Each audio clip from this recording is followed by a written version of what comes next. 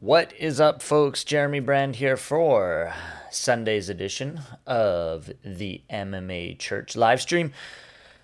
I'm live. I'm here. It's Sunday morning. What can I say? What a UFC 280 it was. Last night's pay-per-view was insane. Before we get to the MMA talk, I've had a few issues. I may need to get up. I may need to leave this live stream, and I may need to pee. Why, you ask? Well, I started a program. I didn't promote it on my social media. A lot of people do this. You know, they post it on Instagram, they post it on their Twitter, they post it on their Facebook. I don't really have Facebook, so that doesn't count. But I've started something called 75 Hard. Not sure if you've heard of it. Not sure if you know what it is. But let's pop over here and show you my screen. This itself is 75 Hard.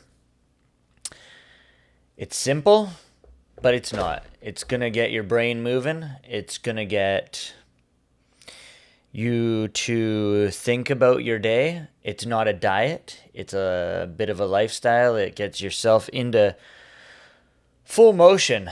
And Andy Frisella is the guy who started this. He is not a doctor. He's just a crazy human being who felt like, you know what, let's put this into make your body transform. And what it basically looks at is making yourself get into a routine each and every day, the same routine in terms of what you're going to do, and you have to form those things into your days. So if I got the 75 Hard app right here. I'm not sure if you can see everything on there because it's a little blurry.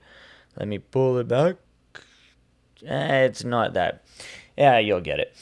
The first thing on it is you got to take a progress picture every day. So each and every day for 75 days, you're going to take a progress picture. I'm currently on day 6. You got to do 2 workouts, one of which they both need to be 45 minutes, one of which has to be outdoors. That one itself is one of the toughest things that I've had to do, is figure out how to get an outdoor workout in. Now, lucky enough, I have dogs, so I've been able to take those dogs, head outside, and do a 45-minute workout while just walking. The other thing you have to do is read 10 pages each day. It can't be a novel. It can't be a fiction book. It's got to be nonfiction, and it's got to be self-help. So the book I'm reading right now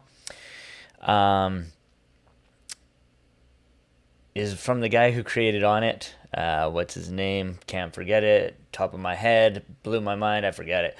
But that's what I'm reading right now. You got to read 10 pages each day, and self-help book. And I'm actually loving that the most of everything I'm doing with 75 Hard so far. 6 days in, I gotta say reading is my favorite thing. I gotta follow a diet. Now, it can be any diet. You can't, obviously not a junk food diet, but it doesn't have to be keto. It doesn't have to be this. It doesn't have to be that, but you have to follow a diet. And the final thing is there's no cheat meals and no alcohol for 75 days straight.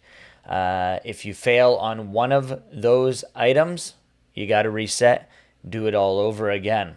So it's not the easiest of things, but yeah, let's just say that's what we're doing. 75 Hard. The gallon of water is making me have to go to the bathroom all the time. I've never had to wake up in the middle of the night. I now do. It sucks. But yeah, so hopefully I can get through this live stream without having to go to the bathroom, so you guys don't have to stare at a blank screen. Also, this past weekend, as I said, UFC 280. Crazy, crazy, crazy. What's even crazier, again, I said I'm not going to talk MMA right off the hop, are the Canucks. God damn it, those Vancouver Canucks are killing me. They can get a lead. They can hold the lead until the third period, and then they can't keep it. Last night, they lost 5-1 to the Buffalo Sabres. Needless to say, they absolutely suck. So let's move into UFC 280. Let's talk about the week in review. Right there. Weekend review, UFC 280. I'm going to get into it a little bit more in about 5 or 6 minutes with Jack Goodwillie. He's going to hop aboard the show, and we'll talk a lot of in-depth stuff about UFC 280, but I'm seeing a lot on Instagram and Twitter and whatnot about a few items at 280. The first off is obviously Sean O'Malley picking up that split decision victory. Secondly is TJ and his injury. And obviously we got Islam Makhachev and his utter dominance of Charles Oliveira. So we'll be talking about all those. I know in depth the fellas at MMA Sucker Podcast, Tim Wheaton and Fraser Crone, they'll be going into depth and breaking all that down. I don't want to do any of that. I just want to touch on this stuff, get it going, figure things out, get your guys' opinion since this is a live stream. So hop in that chat and let me know what you think. And but yeah, obviously the interesting thing, thank you Sesh for the subscription. We're moving towards 10,000 subscribers. So if you guys want to hop aboard the subscription train, please do that. Like, subscribe. Liking obviously helps with the algorithm and whatnot for the MMA Sucka YouTube page. But yeah, obviously the TJ Dillashaw thing at UFC 280 was really strange. Now, he popped his shoulder out. Happened in the first round. He was able to survive it. And I said I will talk about this with Jack Goodwillie, but I want to touch on myself that it's super weird that the UFC didn't know about this. It's super weird that he was able to get inside the cage in arguably the largest pay-per-view of the entire year with a pulled out, dislocated shoulder. Now, he was able to move it in between rounds. It looked like he was good to go, and then boom, out of place again. It's not something that is as easy as just popping it back in. Obviously, we saw it a few weeks ago with Aaron Pico. He dislocated his shoulder. His corner did not do the same thing that TJ Dillashaw's did. They sort of just, TJ's corner just sort of massaged it and put it back into place, whereas Aaron Pico's tried to like literally pull it back into place. I'm not sure which is right. I don't think pulling it back into place is the right play. When you have a dislocated shoulder, you might be able to pop it into place, but the pain would be excruciating. Obviously, the massaging helped, but it kept popping in and out of place. And TJ said in his post-fight speech that it had popped in and out of place. He dislocated it in April, and that's a long time ago.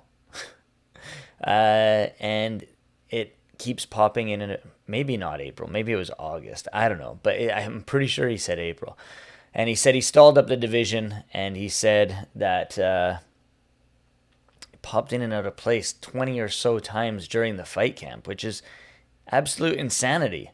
Why would you even, obviously you want to fight, you want a shot at the title, but yeah, you sort of messed with the division while doing that, because you, other than landing a giant shot on your feet and popping Aljamain Sterling with cracking him and finishing him on the feet with some ground and pound, you're not going to be able to use that left hand very much.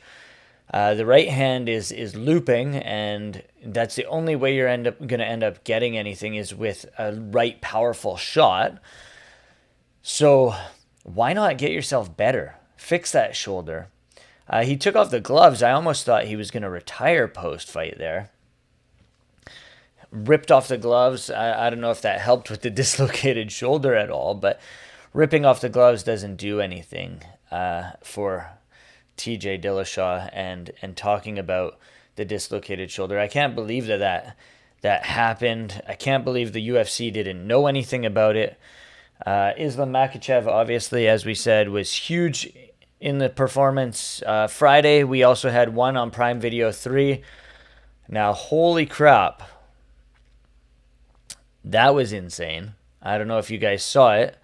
I'm going to try and pull it up on the screen here. But Fabricio Andrade fought John Lineker in the main event, and he was the only one that could win the title because John Lineker missed weight. But that fight was ruled a no contest because of a brutal, brutal, brutal groin shot. Now let me see if I can find. Obviously, let's see if I can pop this up. The groin shot. Tough to find. Should be here somewhere. Oh, right here. Here we go. Let's pop this in. Let's get it going.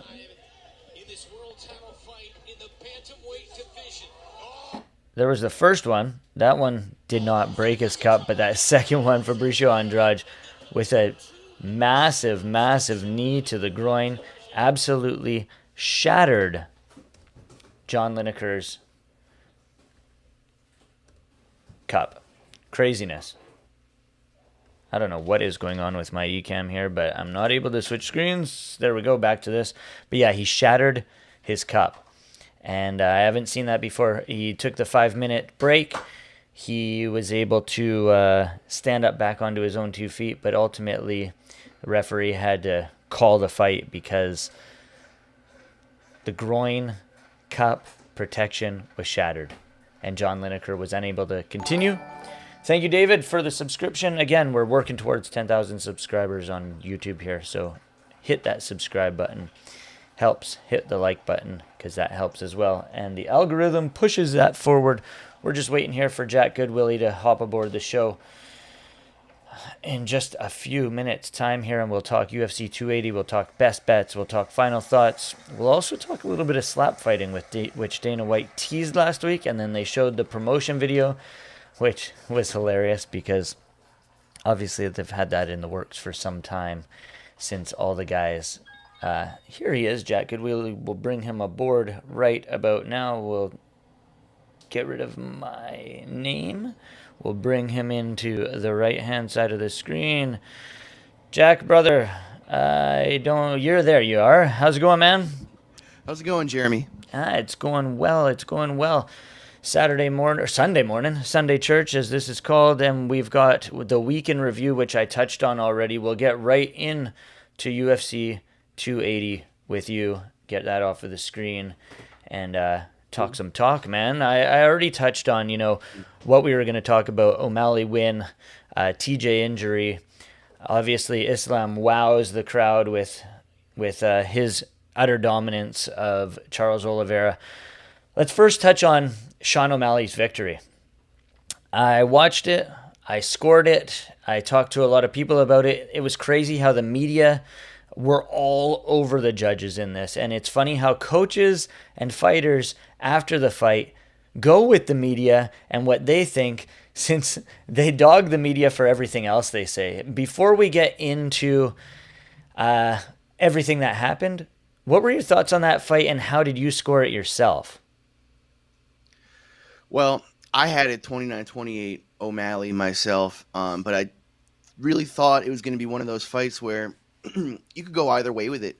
A lot of people saying O'Malley never hurt Jan. I disagree. But also when it comes to damage as a judging criteria, I think that could be kind of subjective too. How do you weigh? You didn't really have that in this fight, but for example, how would you weigh 20 leg kicks versus 3 hard shots to the head where the fighter gets cut? You know what I mean?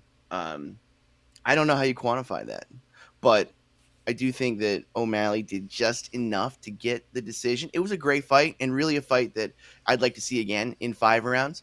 But I said last week, I think on this show, that a 3-round fight would favor O'Malley. Just because of Jan's 5-round experience and just, how long it takes him to get going. But in this case, I don't think it was really a case of him taking a while to get going. It looked like he was willing to march right forward on O'Malley, and it was almost in a dismissive sort of way. And if that was the case, then that would mark 2 consecutive fights where Jan underestimated his opponent. I don't know if that was the case. And I think if they were to run it back, I would definitely be betting Jan at better odds. However, I didn't have a problem with the decision. How about yourself? I didn't have a problem with the decision either. I think the interesting part was Sean O'Malley seemed to be confused by the decision himself in his post fight speech. He said he'd have to rewatch it. I don't like how all these fighters came out and said, it's the worst decision in history. Obviously, we saw Henry Cejudo post worst scoring in UFC judging history. I completely disagree with that because it was a very, very, very close fight. I'd have to go rewatch it to give my exact scores on it and see where things land. But I'm much like you. I had it 29-28 O'Malley. Thought the first round was very close. It could have gone either way. Second round was Jan's. Third round was very clearly O'Malley. Now, split decision, cool. Doesn't matter to me since I said the first round is very close. But I thought the damage done in the first round was O'Malley by a very, very, very slight edge. So 29-28 O'Malley, no problem by my part. Now, like I said, it's very interesting how the media all scored it for Jan, and coaches, everybody else are saying, oh, look, the media said this, so it must be the case. But people shit on the media so much about what they say, yet they're going to go with them on this. What are your thoughts on that? The media is, not just in MMA, but in all sports. It's such it's really more so just a tool used by fighters, athletes, personalities to either confirm whatever bias they may have, or to just completely demonize them in a way that's going to get people riled up. The media is certainly guilty of that as well, but I tend to think the MMA media is one of the best groups of media that in any given sport that I follow anyway. So I don't think that's really the case here. I think that they gave opinions, and O'Malley is definitely going to be a guy because in MMA you've got so many different types of fighters, right? You've got showmen, you've got entertainers, and then you've got like the real traditionalist martial artists that Yeah, are going to definitely take umbrage with a guy like O'Malley's antics, right? for sure. Personally, I think guys like that are great for the sport. It's going to bring eyeballs, and more eyeballs means more people. And the more people that are watching this, it's going to be better for your bottom line and my bottom line. It, That's the way I've always looked at it. yeah, it definitely is. Now, and also with the media scoring these fights. Obviously, on MMA decisions is where everybody saw what the media gave their scores for. I guarantee you 90% of these media members are not do not have their judging tickets or judging certificates. So they are not judges by any means of the word. Yeah, seriously. But no, I don't put I don't put too much stock into that. It really in that fight it really did come down to that first round. And For like I sure it said, did. regardless of result, I'd love to see them run it back. I said immediately after the second or even midway through the third round that fight needed to be a 5 round fight. And I think the UFC did themselves an injustice by not making that fight a 5 round fight. You knew right off the hop that it was going to be fun, even when they announced it. Many people counted Sean O'Malley out of the fight, but this just proved that he's there to stay. He's there at the top of the division. The interesting thing is you don't see it very often where a number one ranked guy fights a guy outside the top 10. O'Malley was 11 going into this fight, arguably sealed himself way higher than that. But what does the MMA media do with him after this in terms of the UFC rankings? He just beat the number one ranked guy. He was ranked 11. He's not going to catapult himself 10 spots and put himself into the second place or even the first place. Obviously, we saw TJ Dillashaw lose that fight. We saw Piotr Jan lose that fight. Do we see O'Malley move from 11 to 1? He could, honestly. I mean, this is the precedent that's been set with these UFC rankings, right? It seems that whenever a guy beats another guy, no matter if he's 4, 5, 6 spots higher, he's going to take that guy's spot because that's the rationale. But personally, I've always thought those rankings should be handled more like, say, like maybe not a great example because the college football rankings are very divisive here in Yes. America, Yeah. but they factor in strength of schedule. They factor in common opponents. They factor in points for, points against. All these little things that go into the rankings, and people can agree or disagree. But it's not like, let's say maybe another bad example. Let's say Appalachian State outside the top 25 beats the number one ranked team. They shouldn't become. That doesn't make them the No. number one ranked team. They probably match up worse against the teams 2 through 5, Well, or and even two any through any ten. given Sunday, right? Or Right, for college exactly. football, any given Saturday. But Yeah, and I mean, it's a fight, right? Like anything can happen in there. But in the case of like the O'Malley Yan fight, I think that the levels were a lot closer than people thought. And although I don't think O'Malley should just catapult to number one, wasn't it deemed a number one contender fight? Wasn't it deemed a title eliminator? I believe it was. And if that's the case, So does O'Malley get the title shot next? Him versus Sterling is an interesting fight. I think him versus Sandhagen is an even more fun fight, but who knows? It all depends on what happens with the division, man. Aljamain went in and out of there with zero damage, so he could get back in there as soon as possible. O'Malley didn't take a ton of damage. He got rocked once, took some pretty nasty leg kicks that he didn't check a whole lot.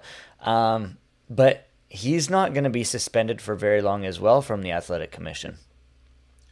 I think they could match up on Super Bowl weekend next year. Well, actually, I don't think that's going to work out timing wise. I think they're going to Australia that week.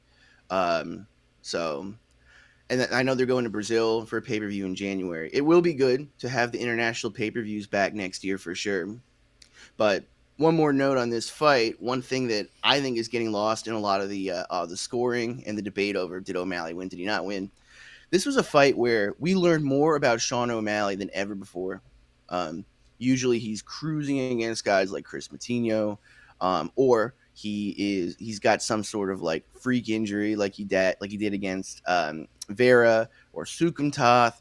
But this time we got to see him tested for 3 rounds and actually overcome adversity in a lot of ways.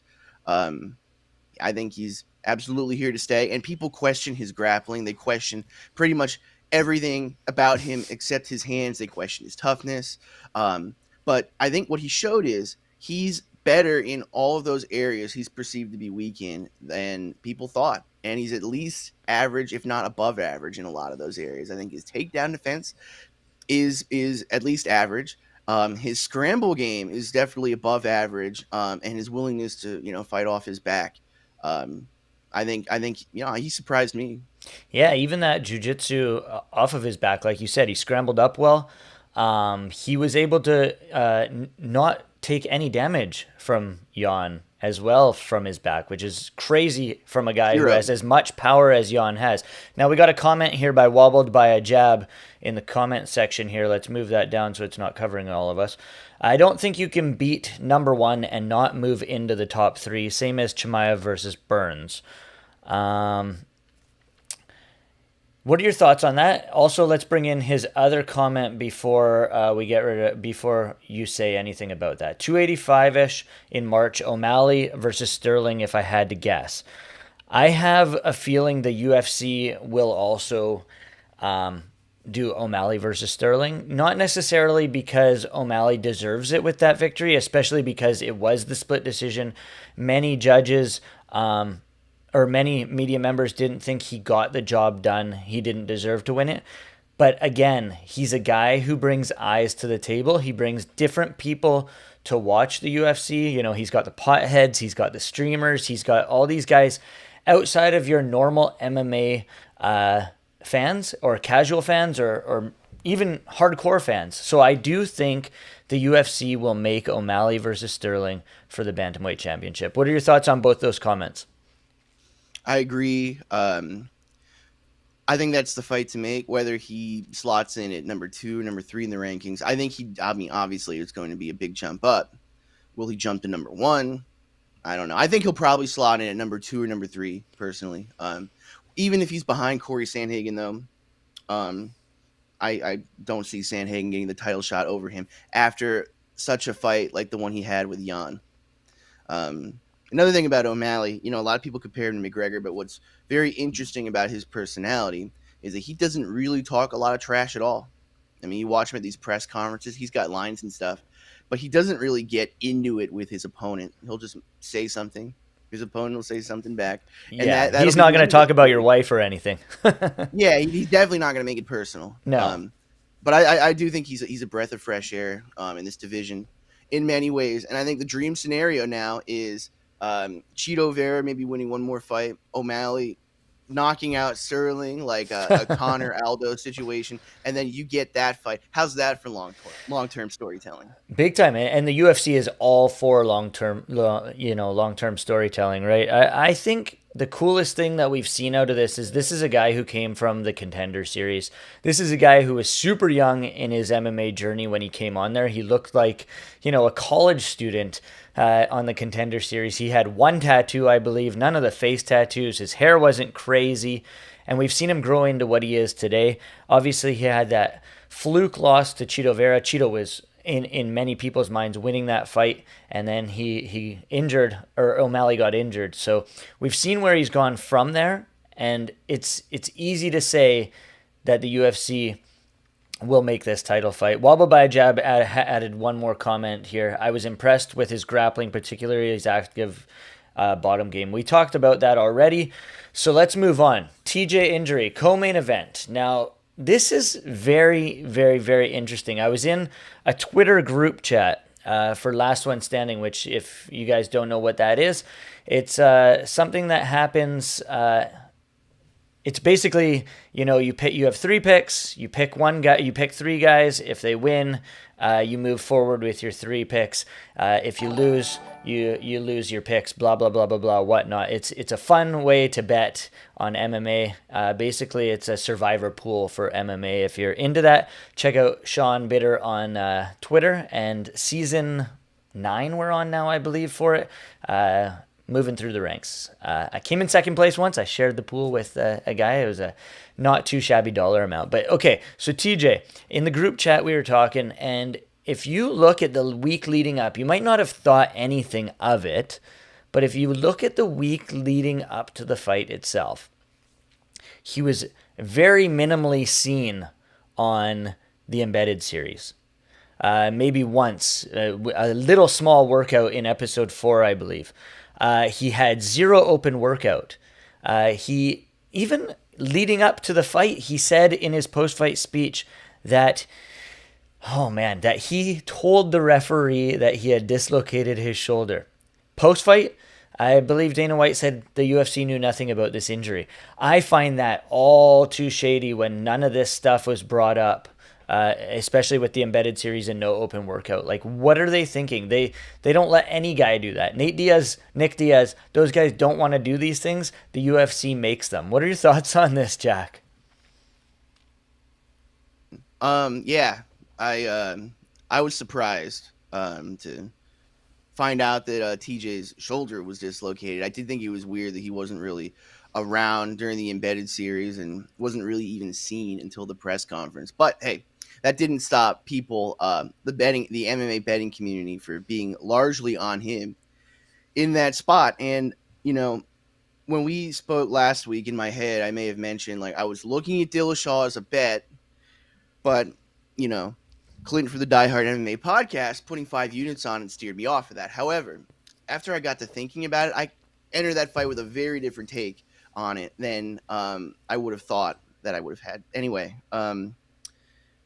yeah, we thought of like TJ as being this, he's Aljo is a great matchup for him, right? He can defend the wrestling and he can beat him up on the feet. But the fact is that when he came back against Corey Sandhagen, he looked like a slower version of himself, and reasonably so. I mean, he was coming off the PED suspension. He was, basically clean, as Chael Sonnen likes to say. But he didn't look at his best self, and maybe he was 80% of the prime TJ Dillashaw. But then you factor in reconstructive knee surgery, and just how is that going to work going against a relentless guy like Aljamain Sterling? And I just never got there with him, and I actually ended up putting a bet on Aljo in that fight. So I was, from that standpoint, I was, I don't want to say pleased to, see TJ's injury, because I think that could have been a great fight had he come in 100% healthy. Do I think the UFC knew about it? It's tough to say.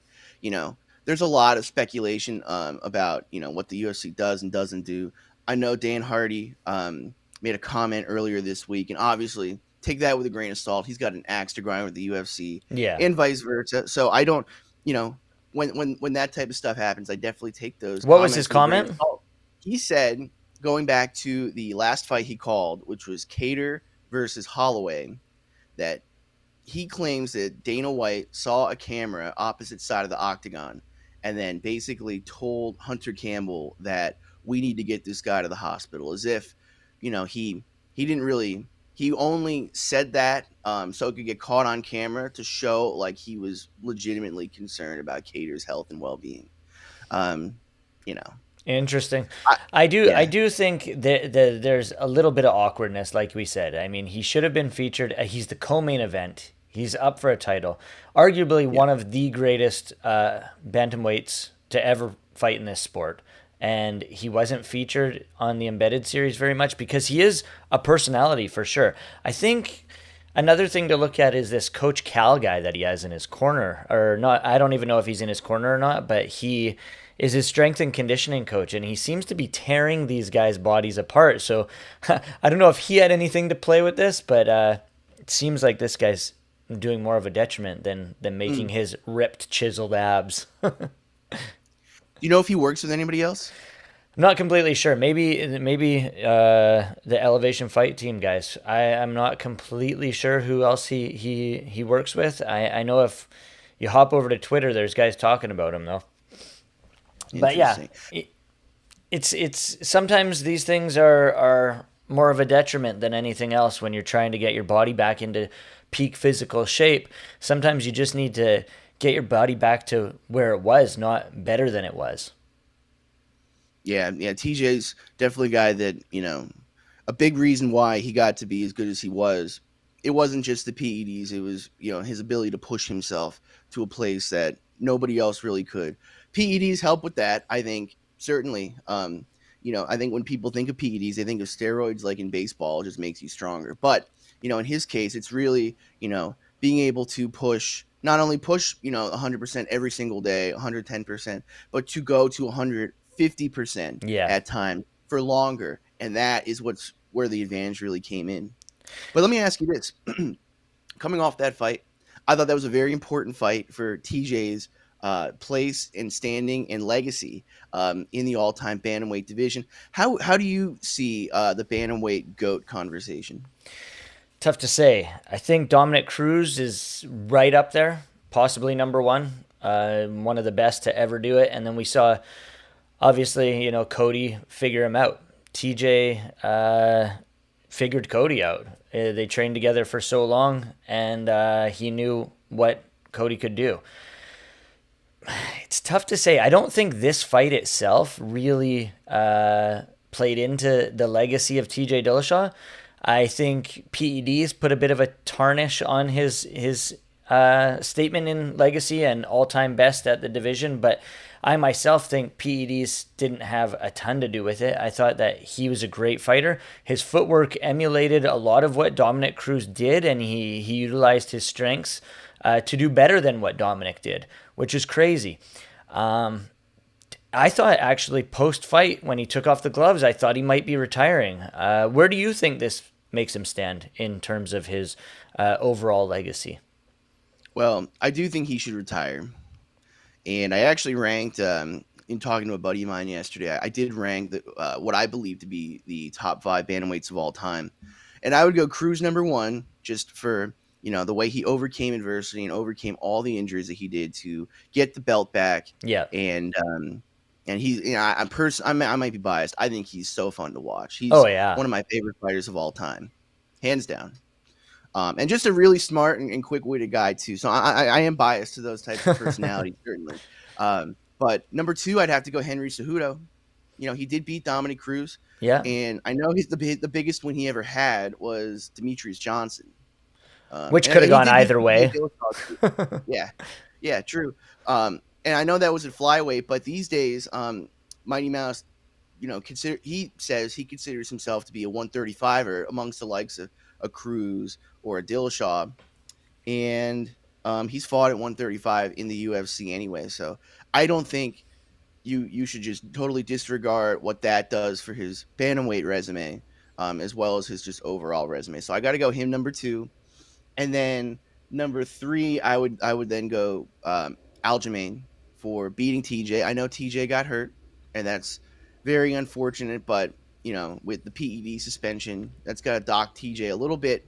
But I'd put him at four, and then Piotr Jan at five. Fair enough. Fair enough. I don't disagree at all. I do think Cruz is number one for sure. Just for what, not even what he did in the UFC, but the WEC, he was, I mean, the guy is a wrecking machine. And as you said, fun to watch. I think that has to do a lot with things as well, is the way you watch a fighter. And if you're biased, who cares? Because the guy is fun to watch. His footwork, his head movement, just his angles are crazy, and things that we never, ever, ever saw before come into the octagon. So that in itself was cool. Let's talk the main event quickly here before we get into your bets. Islam, obviously, interesting fight. He was the favorite coming into it. Did you think that this guy was going to be able to get it done almost as easily as he did? He rocked Charles. He ended up arm triangling him. He got the jiu-jitsu done against a guy who has amazing jiu-jitsu. The first round I was really impressed with Charles, to be honest with you. As much as he was on his back, the submission attempts, the way he was able to close his guard, the way he was able to open his guard, the way he was able to just basically put Islam in stagnant positions while he was trying to, ultimately land bombs. What were your thoughts on Islam overall? I thought it was a great fight. It was a great main event. One of the best main events of the year, for as long as it lasted.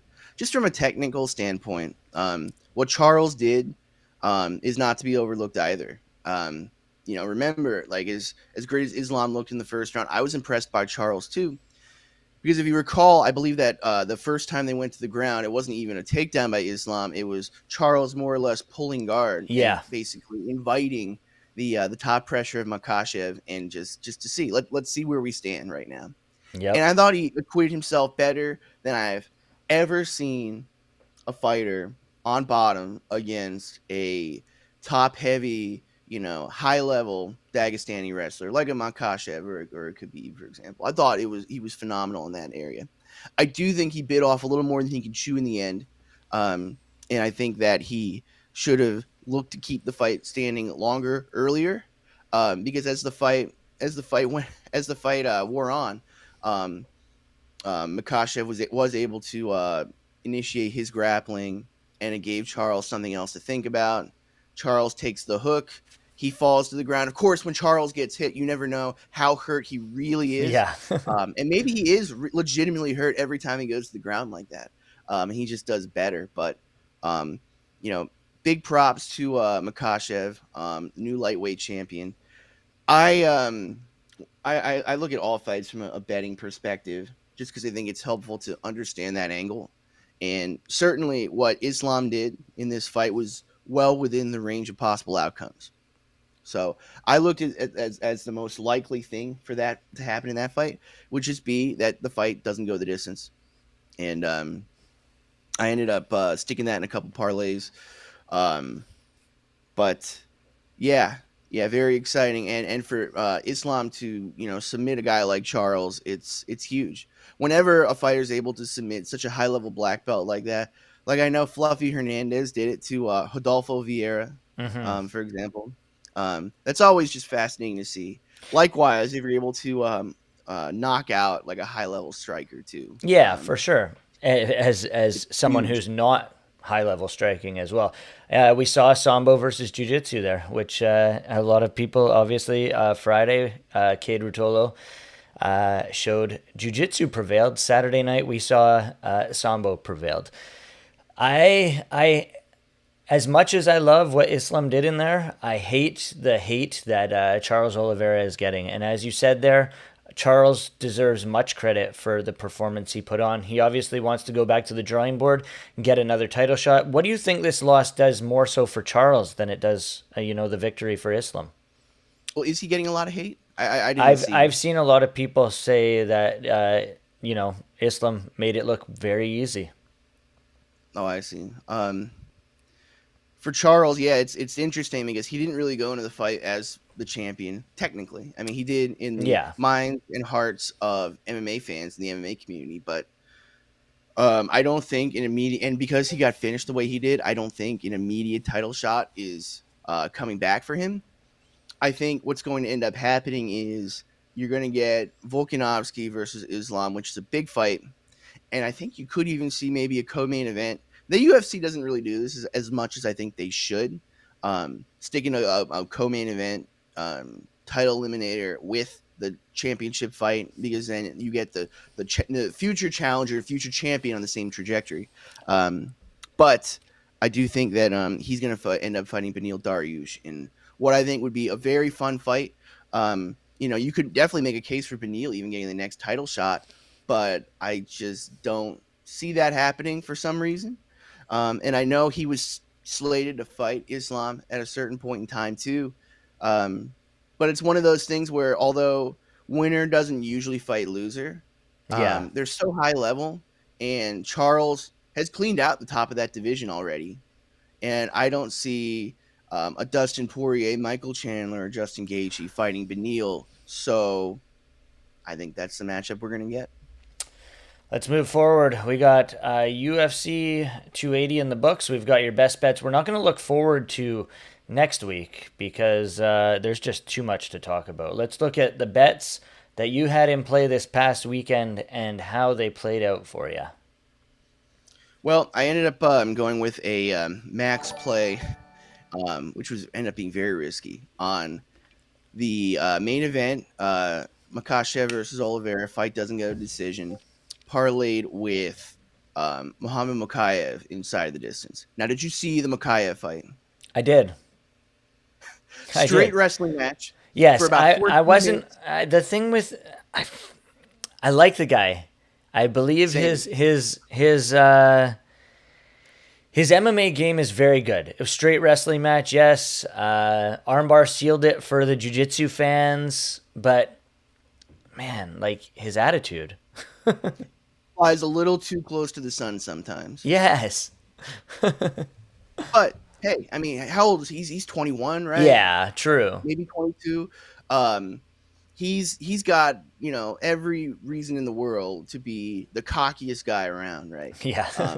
But I do think that a little bit of um, self-awareness and humility could take him a long way in this sport, and I do think he still has a chance to become the youngest champion, by the way.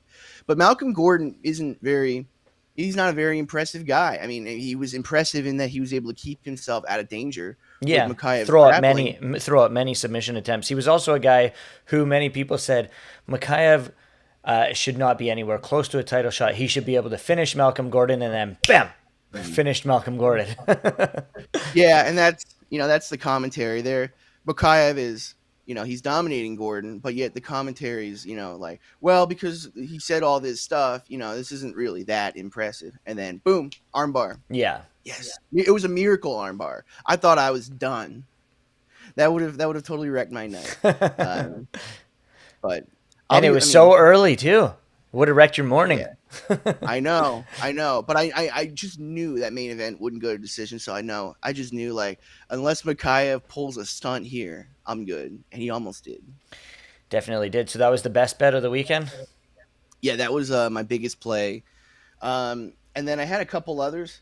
I really didn't think that if the Chukagian Fior fight went to decision, I really did not think Manon could out volume the volume queen of that division outside of not even outside of the champion. She is the volume queen of that division.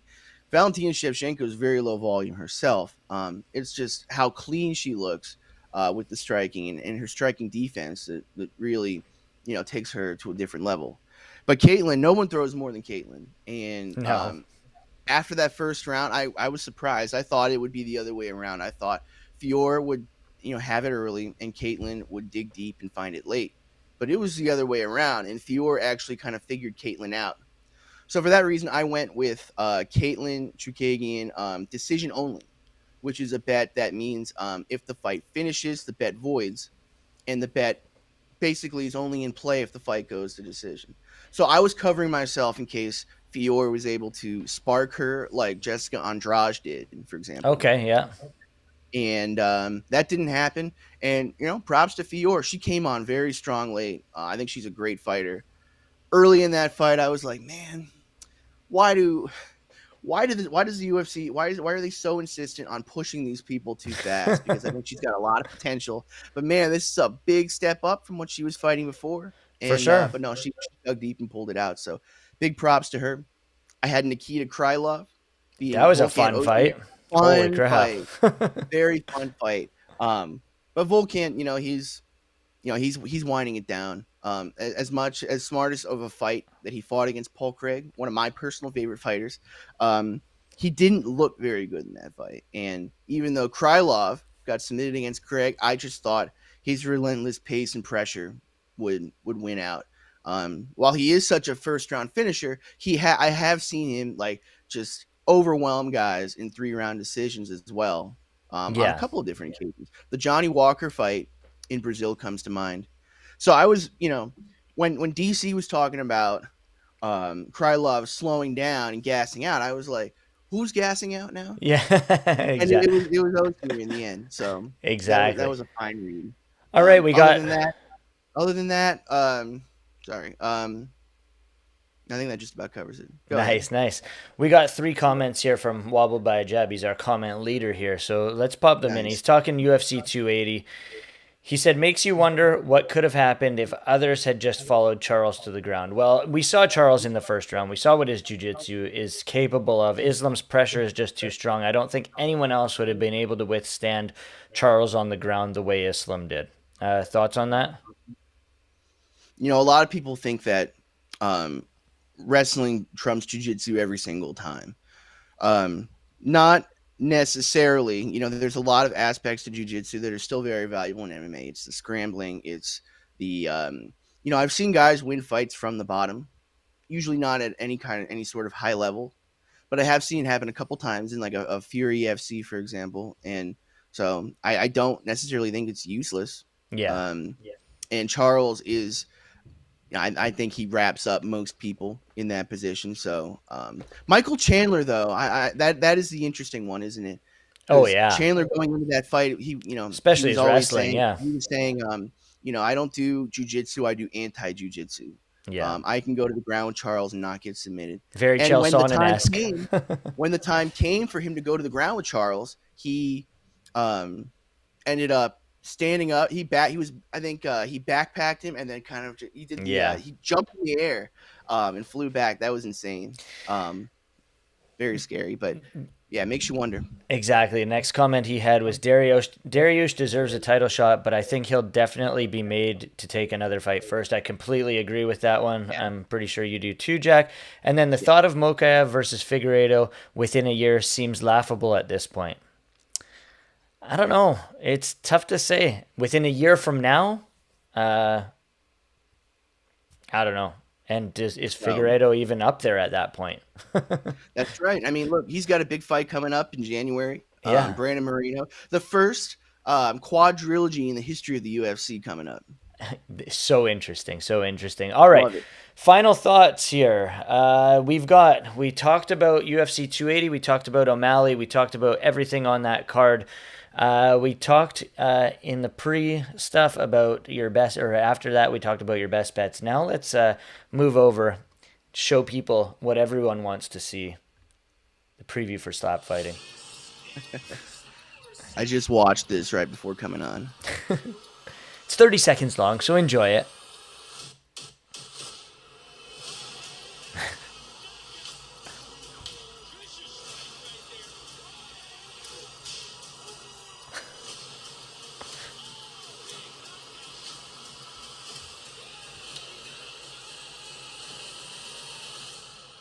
Well, it was literally just people slapping themselves. Or slapping each other, not themselves. That would be very weird if they were slapping themselves. But with that preview, makes you think. I mean, Dana said he's had this plan since 2018 or something like that, or been interested in it since 2018.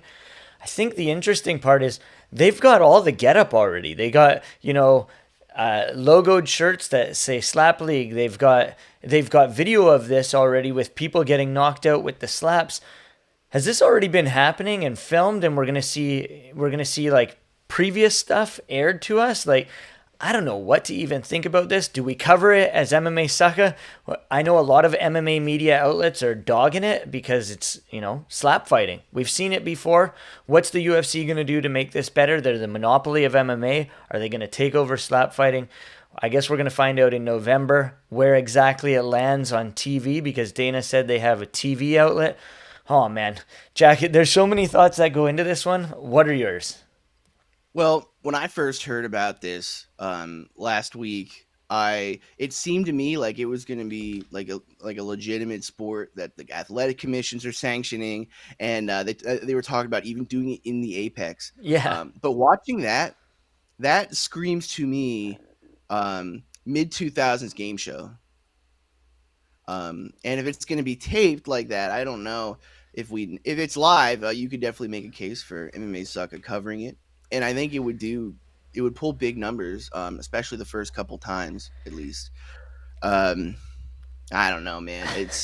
I see why Dana's into it. It's very in line with something that he would be into. I could just see some guy slapping each other, the chalk flying in the air. Oh, that was badass.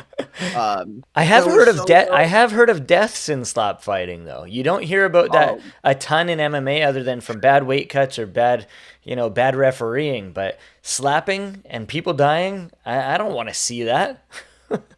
well, you throw a punch, right? You can hit someone all over the head, all over the face. A slap, you catch someone in the right spot, they're going out.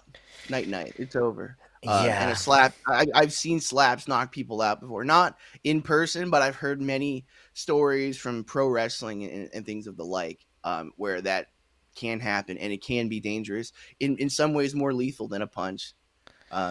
So I I don't just know find where I it. I stand find on it this on funny. cover, but I totally find it funny how when the UFC came about, the hardcores were all over it. When Dana White and Lorenzo bought it, they thought this was, the bee's knees. This, everybody is dogging it. What's going to make people want to watch slap fighting? the characters. That's all. It's got to be pro wrestling esque, right? Yeah, and the UFC, part of the reason why they've got to the point that they've gotten to is their ability to market characters. Tito Ortiz, Chuck Liddell back in the day, and then Brock Lesnar coming along, and then all of Brock's opponents, and then Ronda and Connor, and now we're gonna see it with Sugar Sean. You've seen it with Adesanya. Then there's guys like Usman and GSP that are anti characters, and they stand out even more because of it, but you have to make people interested in the human beings behind it Yeah, if it's going to really catch on. Because as a base concept, it's pretty dumb. Let's be it honest. definitely is. All right. That does it. Give me your final thoughts, Jack. Anything else you want to touch on before we let these live viewers go? Yeah, I know you didn't want to look too far ahead to next week, but it's going to be a basic Apex card. Huge main event though. Calvin Cater, Arnold Allen. Yes. What an incredible fight that's going to be. It'll be worth the price of admission, which for you folks at home is $9.99 a month on ESPN Plus. But I would there are some other fun fights to look forward to. Chase Hooper's coming back after his big knockout in his last fight. You got Andre Arlovsky fighting again. Marcos Rogerio de Lima. That's a very winnable fight for him. Phil Hawes, Roman Dolidze is another fight that I love. It'll be a kickboxer's delight. Dustin Jacoby and Khalil Roundtree, and then a Max Griffin, Tim Means co-main event. Should be a fun card. Yeah, the main event is wicked. Many people, I It is. I know Ariel really loves Arnold Allen. He brings him on the show. He loves Arnold Allen's Yeah, dad as well. he does. But a lot of people, unless you watch Ariel, you don't really know who Arnold Allen is. And I think on Saturday night you're gonna get to know who Arnold Allen is. Is that a pick? That is my pick. Wow. Wow. I gosh, it's yeah. I mean, wow. Yeah, I don't know my pick. It's so close, and I think Cater beat Emmett in his last fight, so I don't think he's really tailing off, which is amazing and really goes, Dan. I know Dan Hardy likes to drag the UFC for and how Cater quote unquote gained nothing from going 5 with Holloway, but he hasn't looked any worse for the wear. So No, props to him. definitely not. I just don't think enough people know who Arnold Allen is, and I think that his skill set is very equivalent to what we see in Calvin Cater. So it's going to be a fun fight Right. regardless. It'll be interesting to see what each bring to the table in this one because I think they match skills very, very well. The final thought we'll have is by wobbled by a jab. It's literally just taking turns slapping each other. I've seen that game on the playground and it was stupid then.